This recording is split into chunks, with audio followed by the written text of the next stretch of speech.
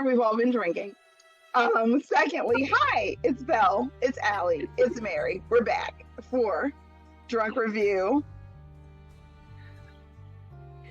What you think? I'm having a vodka martini, dirty martini. Oh, wait, is it a gin dirty martini? It's a gin dirty martini. And with all my olives. And we're about to watch Scream 2. As you guys know from previous Drunk Reviews, we watched Scream 1, and that was a journey in a good way. It really did. I mean, honestly, that movie did set the standard for everything to come after. I don't think that there has been a horror movie that really changed the game as much as the Scream series as a whole has. Because Halloween really is copying a lot of the beats that Scream, like the reboots of Halloween, have been trying, sometimes successfully, sometimes not so much, to copy the beats of the genre that Scream did.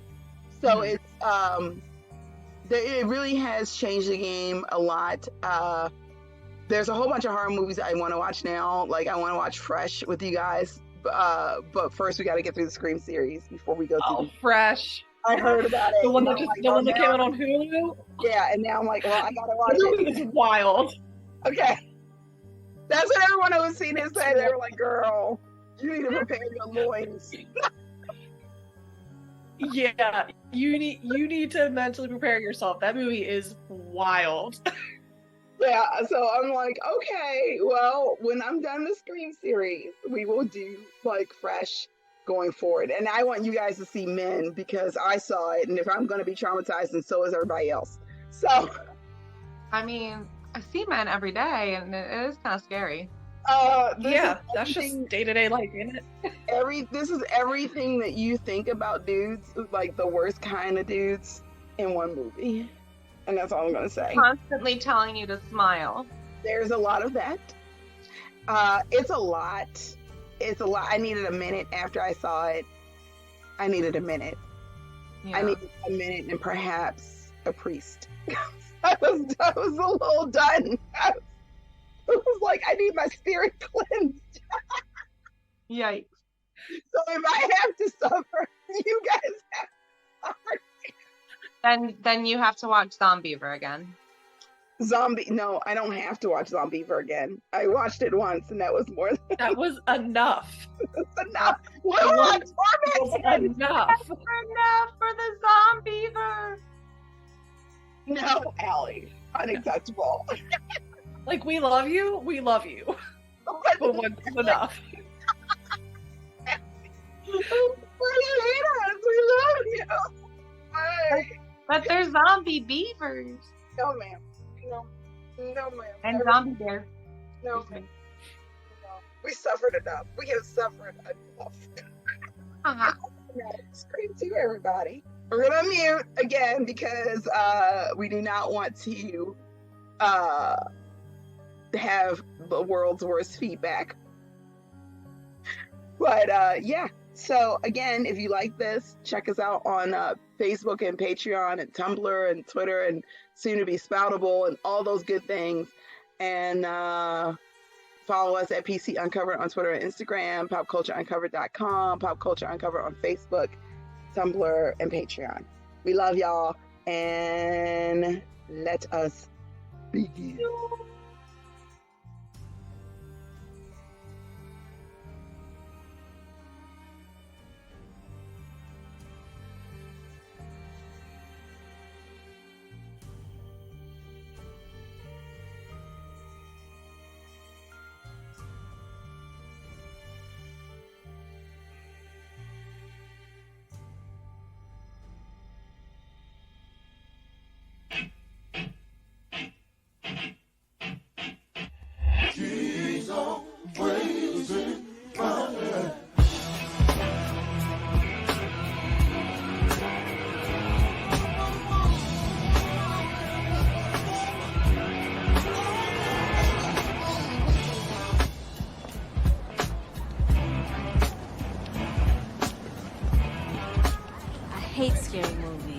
I should be studying. You know I got a bio.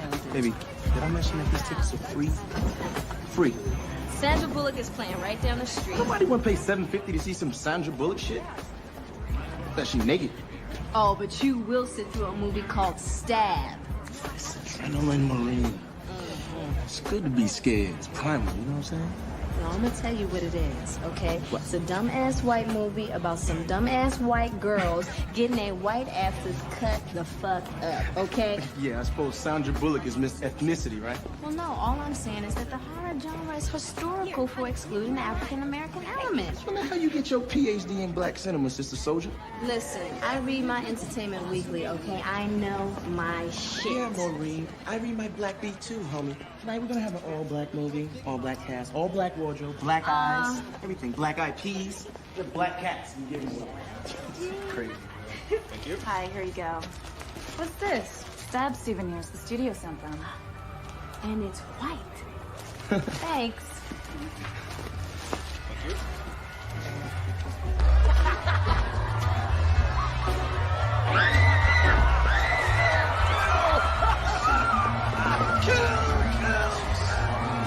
Very romantic. Because it feels like it could happen in real life.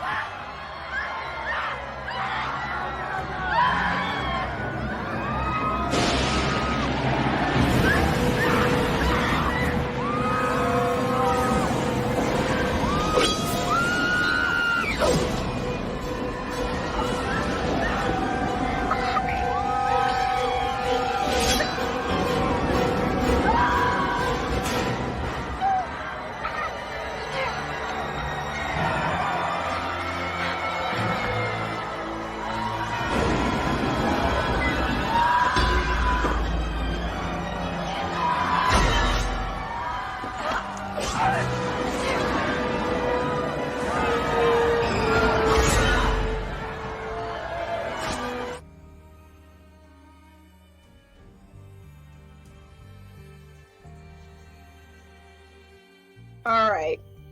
So that opening is so stressful for me because as someone who loves horror movies, I could see everything that just happening in real life. And it's really upsetting. Like, how many times have we been at the Senator and been fully into it and not really focused on what's going on around us?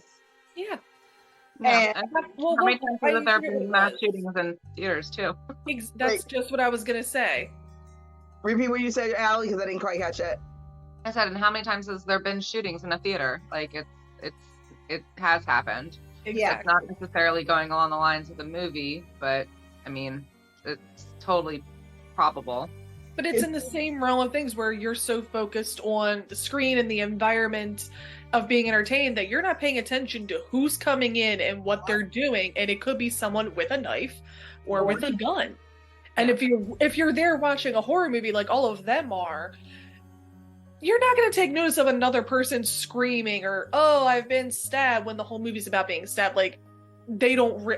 I'm sorry, it cracks me up every time she gets stabbed for the first time because she looks so pissed more than scared. She is so bad, like, how dare you inconvenience me like this? And she looks mad every single time she gets stabbed. She's like, mother, like, what? Why? She's not scared anymore. She's just so pissed off, as she should be, but still. I wanted to see Sandra Bullock. That's all I wanted. She just wanted a Sandra Bullock movie. 20 days later. And you what Sandra Bullock movie was in theaters at this time? That's what I want to know. What days later? Oh Lord. Huge fan of Sandra Bullock's entire oeuvre. So I remember. And she didn't get to see it. That's a shame. I'm like, She never got to see it. Never got to see it. this is the first time I realized that they have the same names as Sydney's parents. I've Yeah. never noticed it before. Never. When he said Maureen, I was like, wait up, hold up.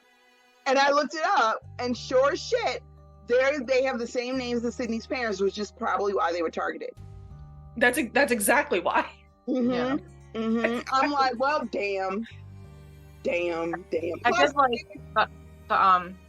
when they're getting their concessions, the girls behind them, they just had to say that this really happened in real life a few years ago. Just in case if you didn't catch the first one, let me tell you what happened briefly.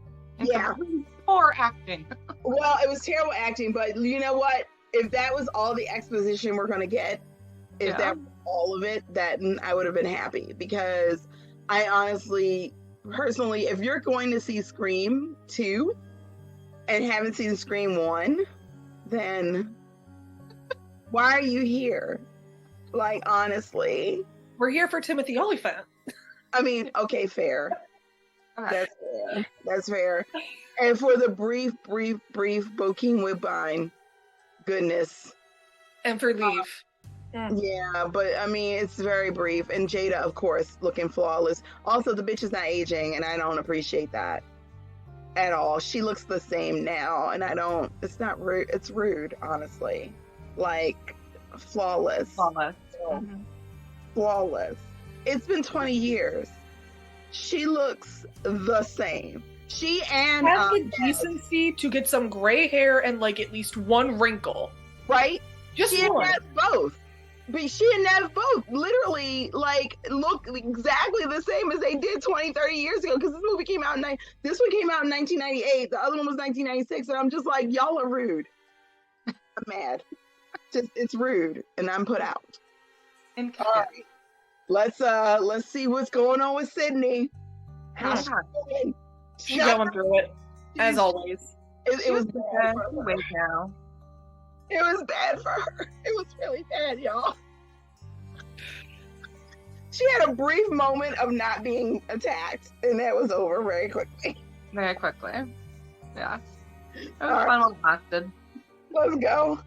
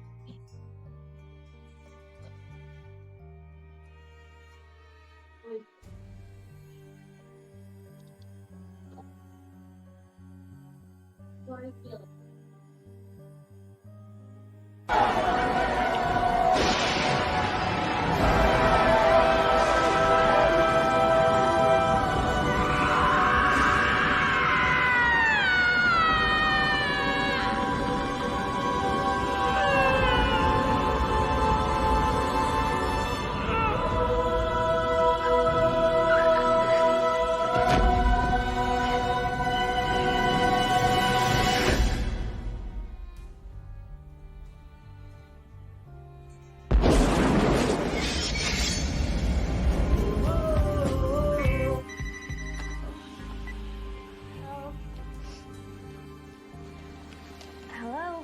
Hello, Sydney. Yes? What's your favorite scary movie? Who is this? You tell me. Corey Gillis, 555-0176. Shit. Hot flash, Corey. Crank calls are a criminal offense prosecuted under Penal Code 653M. Hope you enjoyed the movie. Time to change numbers again? No, it'll die off. It's opening weekend. We'll see how it goes. Okay. You know, Ron, it's not an easy thing to be accused of a crime you didn't commit, particularly one as heinous as murder. But how do people treat you now that they know the truth about your innocence? Most people are cool. There's some who still keep a safe distance, which is odd for me because I've always been sort of a people person. But you were wrongly accused. You were fully exonerated. Yeah, well, betting a nickel get you a cup of coffee. Even that's not true anymore. Well, certainly with Gail Weathers' book and now the movie, it set the record straight for Cotton Weary. One would think. But Gail's been terrific. Ron. Hey, Move your ass, okay? You're late. Don't forget about that routine mixer tonight at the Delta Limousine. That was cut.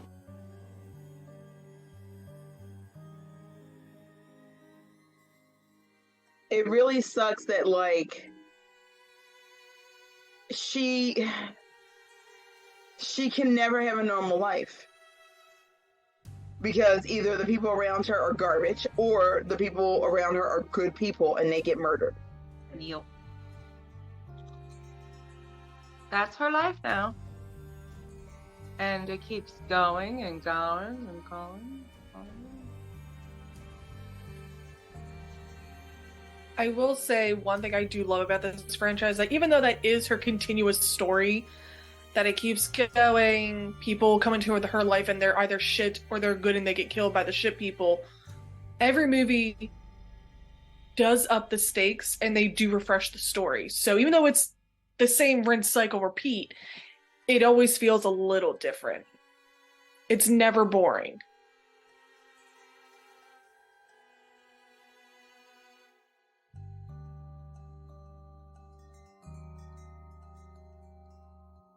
I was saying she has children by the most recent one, correct? Is that right? Because I think in 5 she does have kids, but we don't see them. I think they're just mentioned. I haven't seen the last 3, so yeah, I've only seen the most recent one. Yeah, which was 5. Yeah, I've only seen it the one time, so I only vaguely remember it. How do you even like? It's scary enough to bring a kid into this world under normal circumstances, but if you're Sidney Prescott, like the hell, like that's bravery in all honesty, because there's always going to be some crazy coming for your neck, for your hip top. Yep. That sucks. So I don't think it was it her kids or was it somebody else's kids? I don't know. No, because I think she mentioned that she had kids and like they're back home with her husband while she went back to Woodsboro to deal with what was going on. She didn't want her kids anywhere near the situation. Again, only seen it the one time, so I could be remembering wrong, but I'm pretty sure she married the guy from the 3rd movie, and they have kids. Okay, I don't know who the guy from the 3rd movie is, so you don't know, but you will. Okay, all right, I'll talk y'all. Oh man, that sucks. I just feel so bad for her. And that's one of the things this franchise does really, really well is that you love Sydney and you just want her to just have peace.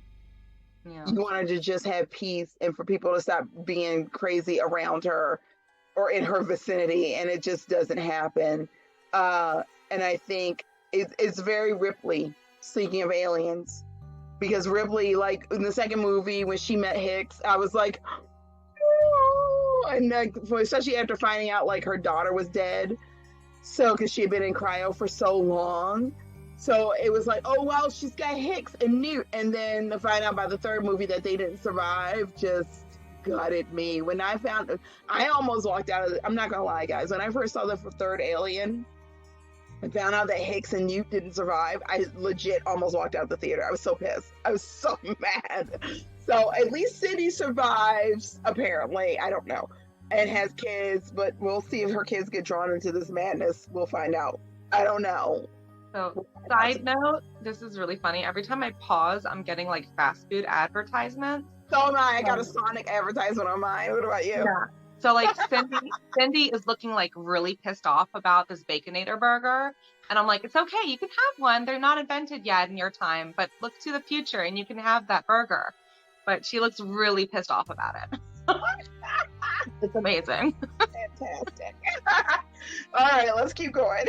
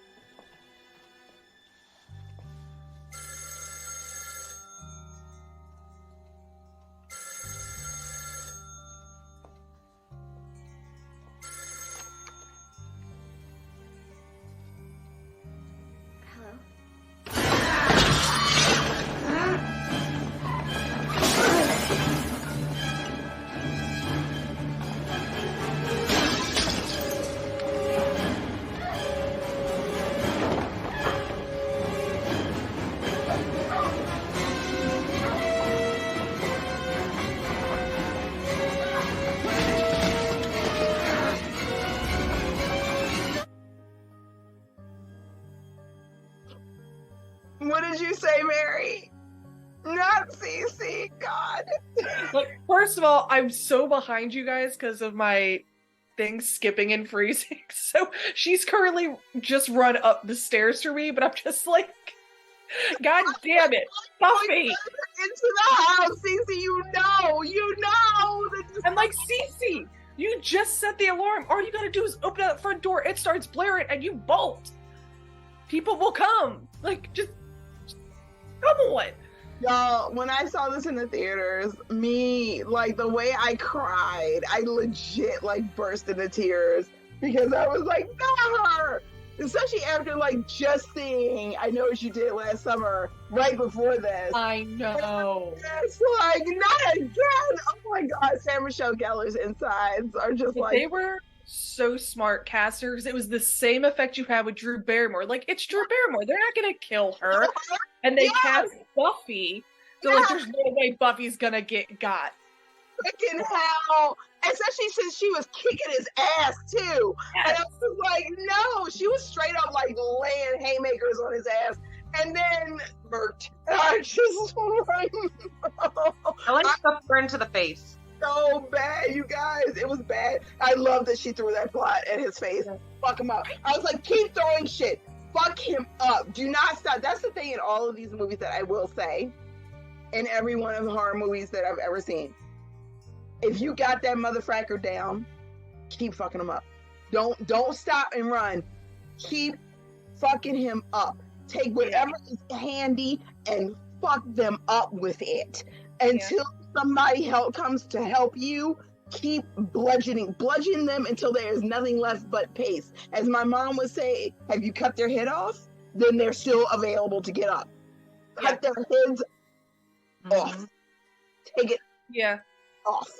I will say that even though the women do tend to be a little stupid in these movies, because they run further into the house and they try to get away, like no, but at least they fight back. They're not just taking it. They're not just a damsel in distress. Every girl, and I will say the Scream franchise definitely revolutionized that too, because every woman in the Scream franchise, every single one is like, I'm not about that life. You're gonna take me down, but if you kill me, I'm gonna make sure that there is evidence underneath these fingernails. You are not gonna just take me. I'm making sure you're leaving bloody and bruised if you're gonna take me out, and I respect it.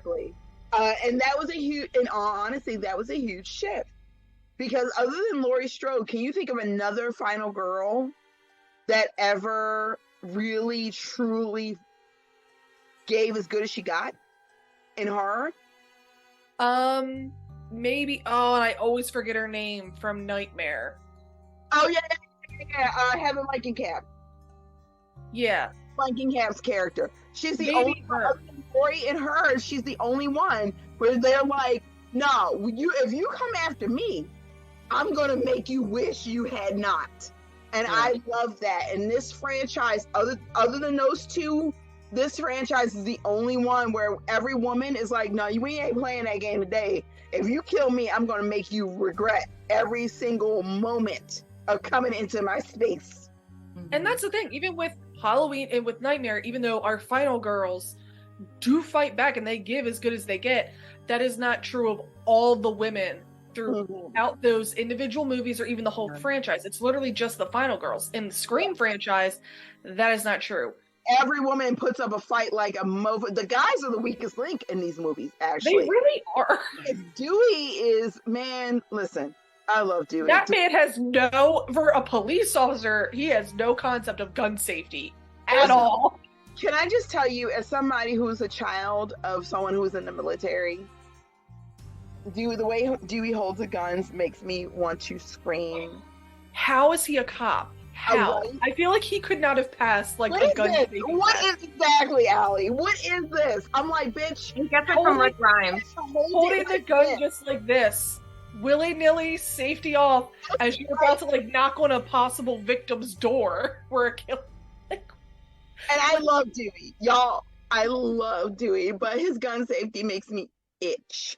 It stresses me out so bad because I'm like, none of that is right. Like, Dewey's gonna shoot himself in the head before anybody else could stab him, honestly.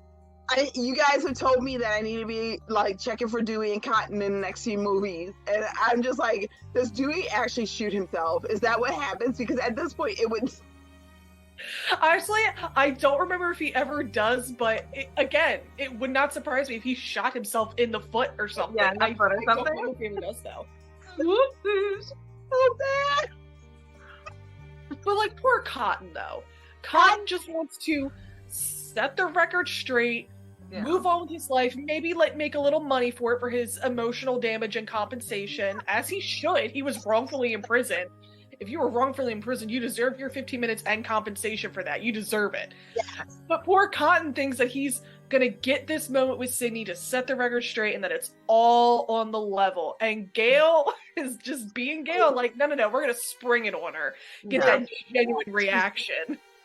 I love Gail. She's so shady. She's so shady. So shady, but I love it. I love it because you know what? If it was a man in that role, it'd be a different story. He wouldn't be called a bitch. He wouldn't be called shady. He's ambitious. Say it louder for the people in the back. Doing his job. But Gail's a bitch because she's doing the same thing. I love her. I love that she's a little shady. It's real. It's real. I will say this is one of the reasons that this franchise honestly stands above to me. Maybe other people have a different opinion, but this franchise stands above all of the other horror franchises, head and shoulders. It is quite honestly the one that everyone else, even the ones that came before it, are trying to meet, because there is no such thing as a wasted character. There's no such thing in the Scream movies. No one who you see on screen who has a name is there for no reason. That's the first thing. B, the characters have deep internal lives, and you can tell that the actors have internalized what their characters' backstories are, and so therefore they play that out. C, they're allowed to be human. There's no perfect person in the Scream. Sydney kind of can be a bitch. Everybody in the Scream franchise has levels. They have layers in a way that you don't get because, you know, certain characters become purity Sues. Laurie Strode is one of the ones I immediately think of. Become these little purity Sues, and it's like, okay, but are you a saint? You're allowed to be a human being, and that's okay. You can have a human being reaction to the events. You can decide that, you know what, I hate humans. I hate everybody. And that's okay, because that's a completely normal human being reaction to all of the trauma you have experienced up until this point. So I genuinely, this franchise is just so good, y'all. It's so good. I'm kind of mad at myself for not seeing the last three, because I just love these characters so much. And that's the thing about the Scream franchise. I love the actual characters so much that I enjoy spending time with them, and I don't want anyone to die. Aww. And that is unusual for horror. That is unusual, because I just watched Texas Chainsaw Massacre 2022, and I refuse to watch that movie. I don't think I've ever even seen the original Texas Chainsaw all the way through. That's like one of those horror movies where I'm just like, no. It gives me such an ick where it's one of those where I'm like, I can't watch it. I can't get all the way through it. That's like The Hills Have Eyes for me. I watched it once, but like I will never, I cannot. That too. Oh. I watched, the original is really good. The one with, surprisingly, because I cannot stand her, but the one with Jessica Biel is phenomenal. Really? Yeah, oh God, it's real good. And you know, I don't know, y'all know, anybody who knows me knows I do not like Jessica Biel, but it's real good. It's real good. The 2022 one was... I didn't realize there was a 2022 one. When you said the newer one, I thought you meant the one with Jessica Biel. No. There's a newer one. Yeah. There's a newer one, and it's beautiful to look at, and that is the nicest thing I can say. It's like the cinematographer knew what they were doing, but nobody else did. It was gorgeous to look at. It was absolutely stunning. The daytime, oh my God, the shots in that movie were just absolutely, just beautiful. And that's all I have to say about that. And that's all I got. We actually should watch it just so I can like see someone else be horrified by the bad acting and the bad. I'd be down for that. Bad writing, other than me. I'm down for that. Yeah, if I have to suffer, I'm then so yeah. So your pain becomes our pain. Great. Exactly. That's what friends are for. That's what friends are for. I'm gonna refill my drink. Refill your drink. Let's go. I'll pause.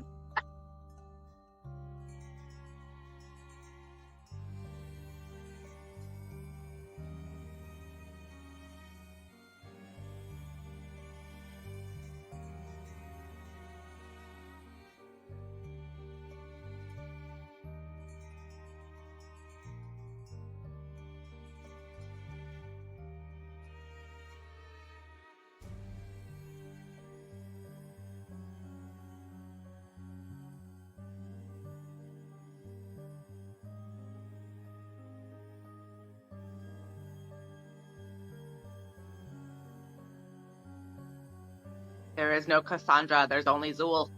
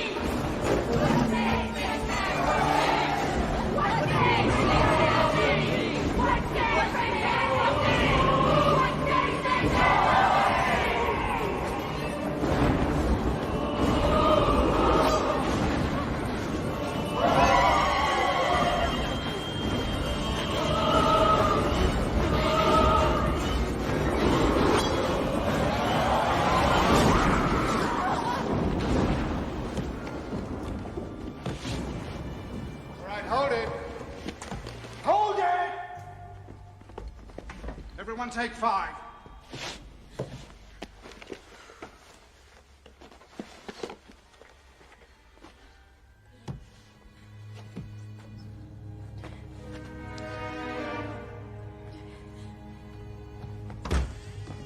Sydney?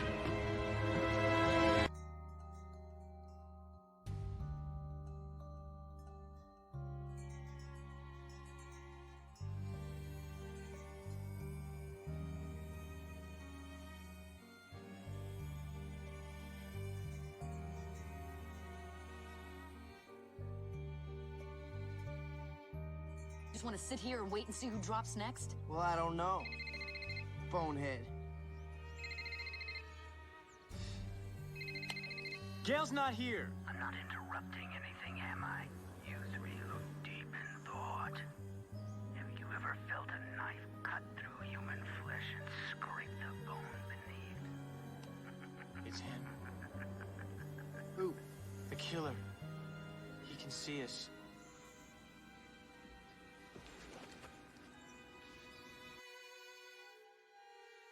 Fuck you! No matter how hard you try, you'll never be the hero, and you'll never, ever get the girl. Wait! Shit! Sorry. Hey, man. Wrong guy, dead boy. Oh, yeah? Well, let's redirect the moment, Mr. I'm So Original. Huh?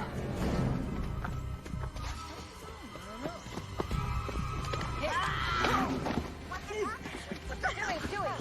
Honor, citizens! Can I help you? Sorry. Beg your pardon. Where's your innovation, huh? Why copycat two high school loser-ass dickheads? Stu was a pussy-ass wet rag. And Billy Loomis, what the fuck? Jesus! What a rat-looking, homo-repressed mama's boy. Why not set your goals higher, huh? You wanna be one of the big boys? Huh? Manson? Bundy? OJ? Son of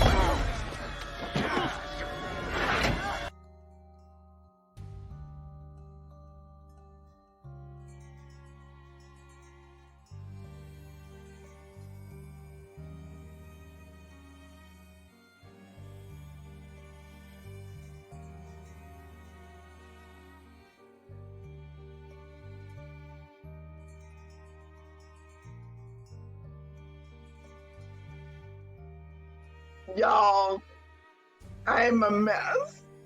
I love Randy so much. Happy step.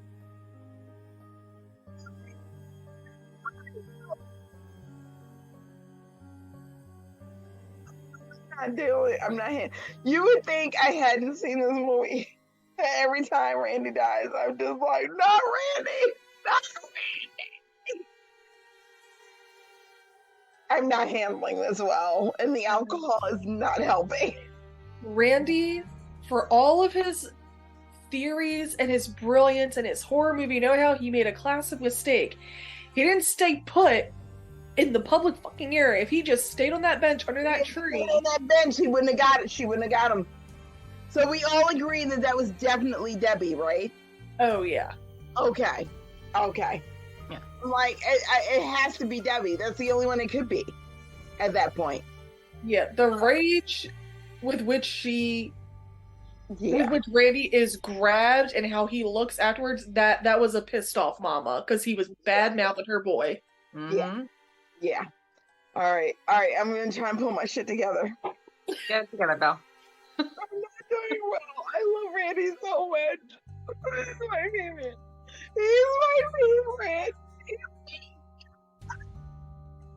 Okay, I'm okay. All right.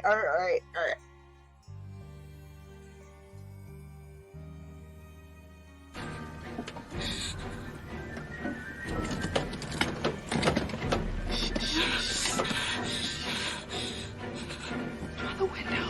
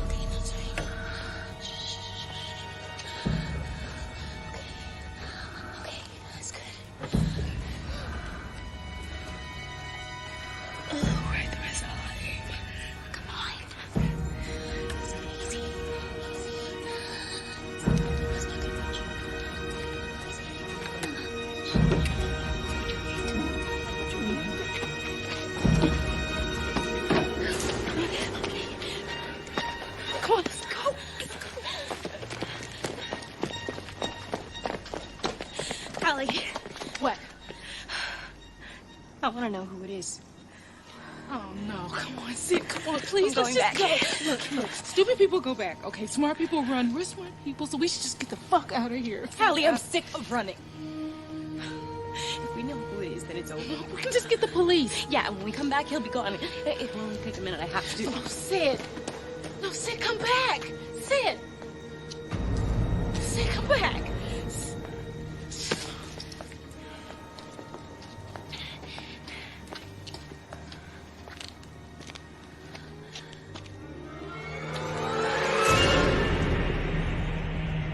Oh shit! What? He's gone. What? Now stop like this. Jeez, Gail, you got more lives than a cat.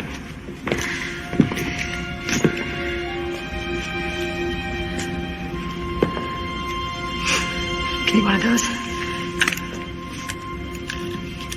Is she dead? I don't know. May always come back.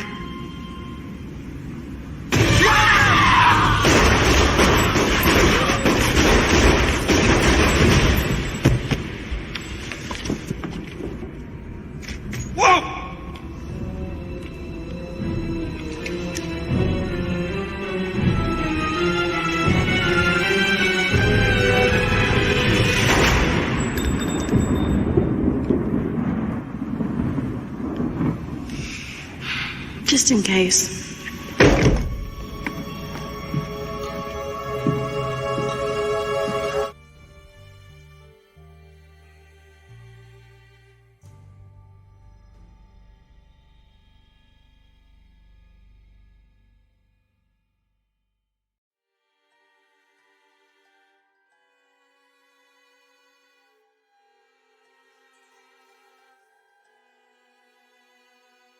Oh, I am not. I love Cotton. Y'all don't even understand. I was on the Liev train long before everyone else jumped on board. And I love Cotton so much. And I'm just like, please don't die. Please don't die. So, like, getting through this movie and Cotton surviving was just... And so did Dewey. Dewey and Cotton survived. And I'm so happy. It makes... You know what I really like? I like the parallel, the difference of Gale and Dewey at the end. Because at the end of the first movie, she is reporting while he's being taken into ambulance on a stretcher. She's not going with him. This time, however, she's like, no, I'm going with you. Fuck the story. I like that little tweak. And she's still shot. No, Great, you still have a bullet in your gut. It's just, this movie is so good. It's so good. There are a few things that I would critique, which is Cece going back in the fucking house. Honestly, of all the things that happened, Cece going back in the house and Elise Neal's character getting murked because of fucking Sydney definitely, like, still pains me. Because she legit would not have died. She was like, let's leave. Yeah, if they'd kept going and Sydney hadn't stopped her and said, no, I have to know who it is, I'm going back, Elise could have just kept going. Be like, fine, you do you, I'm getting my ass out of here. But she was a good friend and she stayed. Yeah. So yeah, that is, I'm sorry, I love Sydney, but that is 100%. So is Derek. Derek and Derek and Elise Neal's character being murked, and also that terrible, terrible wig. Y'all, I'm sorry. Yeah. That almost wig. as bad as Derek singing. When he's singing in the cafeteria, that is probably the scariest part of this movie, is that scene. And I'm gonna say it. I think he deserved to die after that performance. It was awful, and it gives me the worst secondhand embarrassment. Like, I'm embarrassed, and I'm not even there, and I don't like it. And I also don't like being sung at. So that's probably what it is. It's like, don't sing at. Ugh, Hate it. Hate it. Awful. But he'll never do it again. Charming, and he survives. Survives the movie, which I honestly I couldn't remember if he survived the movie. So I'm so pleased that he survived the movie. I don't know if he makes it to the next one because, again, I have not seen the last 3. So I don't know if he makes it to the next one, but I'm very pleased that he survived this movie. This movie is so... it does a really good job of referencing the original movie without being the original movie, which I think a lot of horror films fall into that trap of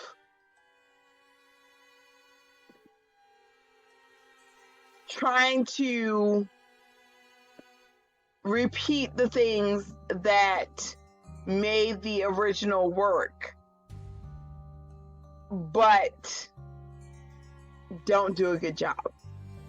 So, although I will say, again, I forgot that this was a Miramax movie. I forgot that it was a Harvey Weinstein adjacent, and that's a little upsetting. Yeah. Yeah, a little bit. But we didn't know these things back then. This movie is so good, you guys. The opening scene alone is so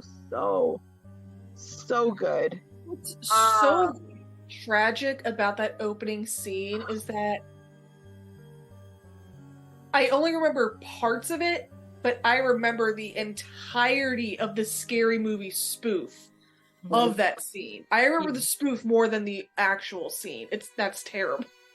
But the spoof of that scene is really good, though. It is, and the one where in the sound room, I remember that part in Scary Movie too, where it's freaking hilarious. Yeah. Well, also, I love that, like, again, where this franchise, what makes this franchise head and shoulders above other franchises is that we give a shit about every single character. We care about these people. Except for Derek. Except for Derek. Sorry. The boyfriends are always terrible. But we care about these people. And so when shit goes down, it hurts. It genuinely hurts because we care. And they do such a good job of making us care about the characters that I keep thinking of Godzilla versus Kong. Just go with me. Okay. Trust me. Godzilla vs. Kong brought in 2 new characters played by Rebecca Hall and Alexander Skarsgård. I did not give a single shit about what happened to those characters. Why? Because they were already characters played by other actors in the previous films that would have made more sense for those characters to be plugged in to Godzilla vs. Kong. So the reason I don't give a shit about what happens to Rebecca Hall and Alexander Skarsgård is because I have no emotional connection to them. Mm-hmm. Whereas if they had followed through with what we saw in Kong Skull Island, of the characters that were the children of Corey Forrester and Tom Hiddleston's characters, which we know for a fact existed. If those had been the characters that have been plugged into Godzilla vs. Kong, if you haven't seen Kong Skull Island, go see it, first of all, because it's fucking amazing. Tom Hiddleston fucking machetes monsters. It's great. Tom Hiddleston knows the assignment and understands the assignment. he spends that entire movie looking hot and macheting monsters. And sweaty. Oh So god, gritty. so sweaty And in that movie. It's great. They're just really great monster movies too, though. So Like, great. yeah. But Corey Forrester and Tom Hiddleston's kids are literally set up in Kong Skull Island. Mhm. And yet, we have no callback to those characters. We don't even know what happened to them, I don't think. Exactly. So instead, There might have been something. I remember Kong, Godzilla vs. Kong, there were, in the opening credits and I think the end credits, they had different, like, newspaper clippings to kind of give you hints about what things could be happening. Exactly. So they might have had a mention in one of those, but I'm not positive. I remember scaring those things, be like, where's Mothra? Mothra's gotta come back. And I think there was a mention of like an egg somewhere that was Mothra. Exactly. So we get this lead up that we're going to see the children of Corey Forrester and Tom Hiddleston's characters in the next set of movies, where it would naturally and organically make sense to have them in GVK, and they never show up. This movie doesn't do that. It does a really good job of tying everything into the first movie and making sure that there is a threaded plot point to the first film. It's literally my biggest issue with GVK. This movie avoids that trap so well that everything that happens in this movie makes complete sense. But you have critiques. You have Cece going back into the house when she clearly has common sense. And she's like, no. So why would you go back in the house? There, like we said, she had set the alarm. All she would have had to do was go out the front door, the alarm goes off, cops would have shown up to answer that call. So I mean, you never know your reaction until you have somebody chasing after you with a knife when you're already scared. That is fair. So, like, I would think I would have like a flight, because you're like fight or flight. I possum apparently. So back in the day, was also a response. Somebody threw a surprise party for me, and some people would like scream and jump up and down. I fell down in fetal position because I was scared. So there could be that on the screen too, where she just dropped to the floor and went possum, but at least she ran and threw pasta at his head. So you're not thinking clearly in that moment of I need to get out. I do think that if she had either played possum or just gone out the front door. Yeah. But again, like the Drew Barrymore thing, like you said, Mary, no one thought that they were going to kill Sarah Michelle Gellar in the first 15 minutes of the movie. No one thought they were going to kill Buffy. That's Buffy. Buffy doesn't, I mean, she dies, but she always comes back. But nobody thought they were going to kill Buffy. It's bad enough that we killed Jada Pinkett. Mm-hmm. But to kill Buffy right behind her was a lot. It was a bit much. And so I really think that Scream 2 really established in a way that like no other horror film since Psycho had established that anyone can die. Mm-hmm. It doesn't matter how big of a star you are, anyone can die. Because at that time, and still in all honesty, Jada Pinkett Smith and Sarah Michelle Gellar were the biggest stars of that film.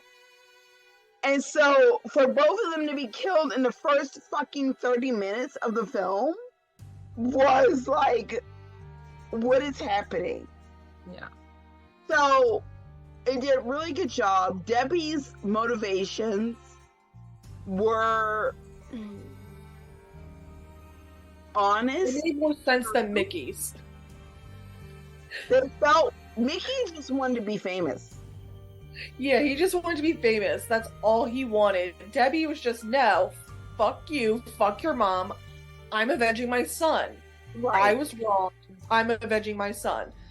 And I can get behind that. I think that's, like she said, just good old-fashioned revenge. I can get behind that motivation. Mickey's was just, no, I want to be famous. I don't understand Debbie's motivations, to be honest. I can get behind it if it were me, honestly. But then again, I wouldn't have left my kid. So the fact that she left her kid, she was drawn away from her family because of an affair. She obviously lost a shit ton of weight because there was always mentioning that she was an overweight woman. She comes back.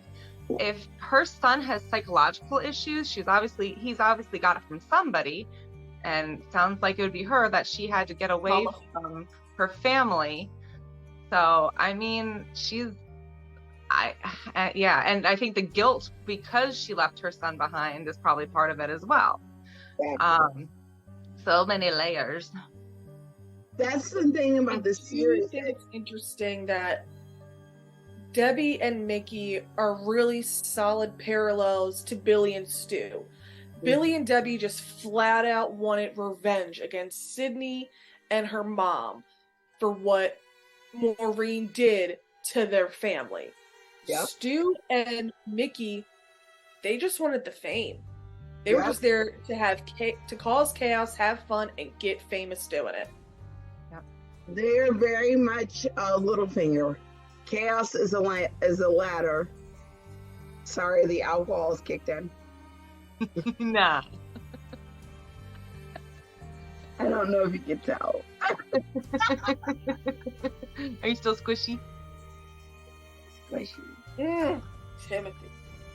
But I feel it's so funny because, like, I don't think expected the cast from the show to blow up, this movie to blow up so huge afterwards. And it's like everyone knows who Liev and Timothy are now. Credit to the casting director, honestly. As somebody who's directed and as an actor, I can honestly say half of your production from a purely director standpoint is casting. And whoever the casting director was for this movie literally knew what they were about. They knew that shit. Because all of these people became huge afterwards. And it's so interesting to me because the eye for talent is fascinating. From a purely director standpoint, the eye for talent is just, beautiful. Casting director was Lisa Beach. Okay, Lisa Beach. For some reason, I assumed it was going to be Christian Slater's mom, Mary Jo Slater. Oh, she's actually in the third Scream movie. Mary Jo? She does that. Okay. No, Lisa Beach, the casting director for this movie, has a, little bit part in the third movie. Okay. I know that Christian Slater's mom was really great about casting. She was fantastic when I met her when I was in college.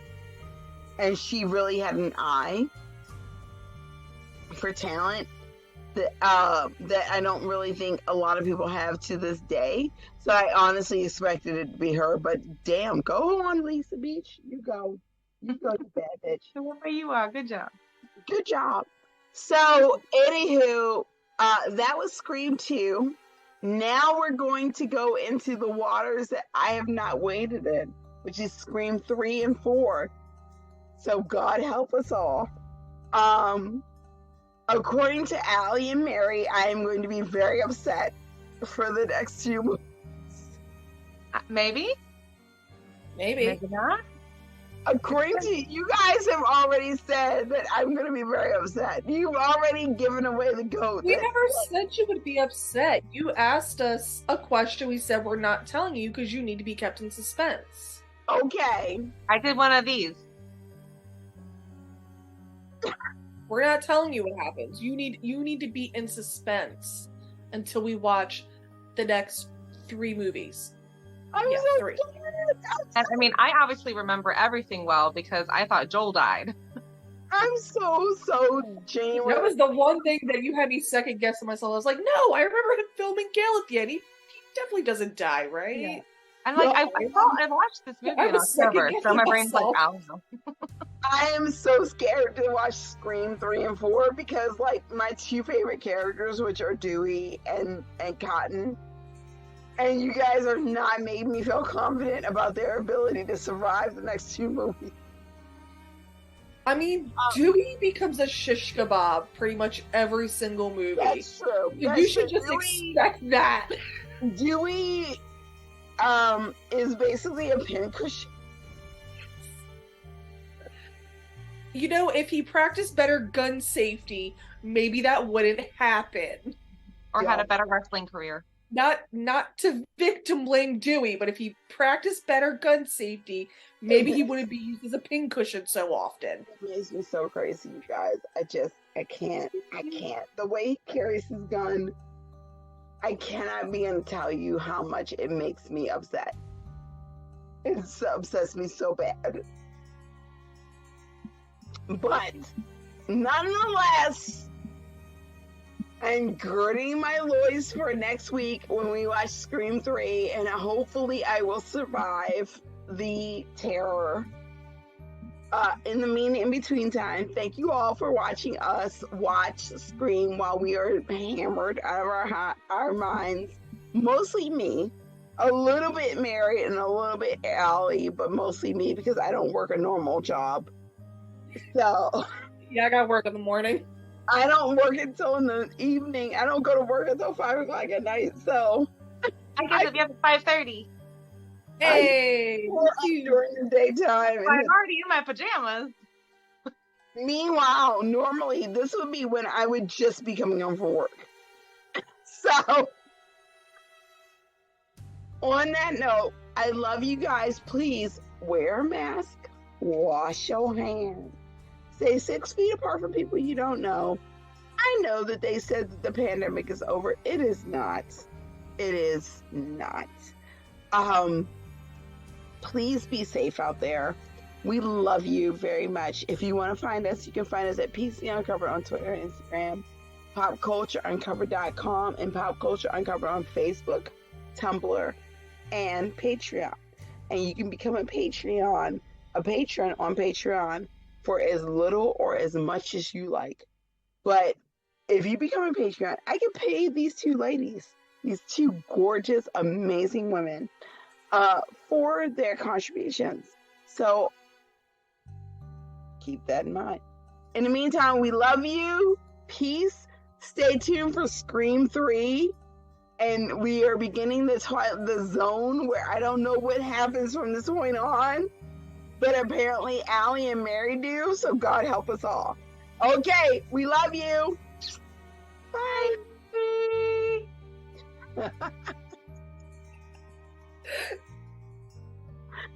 Oh my God. I am so scared about Scream 3 because you guys have been trying to tell me